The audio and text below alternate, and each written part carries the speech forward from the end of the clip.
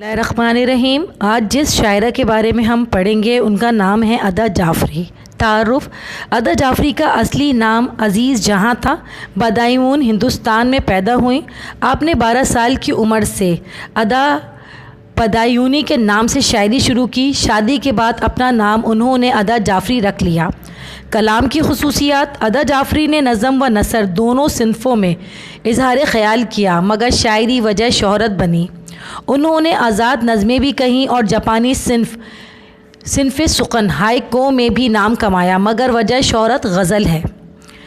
मुश्क़ सुख़न: आप मौजूदा दौर की वो शायरा हैं जिनका शुमार बाएतबार तवील मुश्क़ सुख़न और रियाज़त फ़न है सफ़े अव्वल की शायरात में होता है।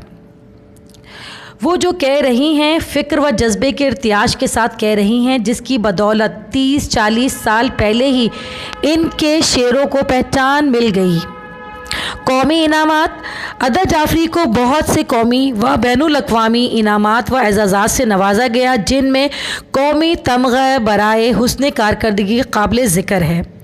वफ़ात: इस अज़ीम शायरा का इंतकाल 2015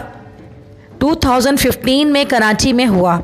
बहुत आला शायरा थी और बेहतरीन शायरी इन्होंने की है, या कहना चाहिए सफ़े अव्वल की शायराएँ जो थी आज गुज़री हैं उनमें इनका बहुत बड़ा नाम है। इसको ज़्यादा से ज़्यादा सब्सक्राइब कीजिए, ज़्यादा से ज़्यादा शेयर कीजिए, लाइक ज़रूर किया करें। बहुत मेहनत की जाती है इन सब चीज़ों पे, और उन तक पहुँचाए जो इनको अभी तक यहाँ तक नहीं पहुँचे, शायरा के बारे में नहीं पढ़ सकें। ठीक है जी। कोविड-19 है, अपना बहुत बहुत ख्याल रखिएगा। ओके जी, अल्लाह हाफ़िज़।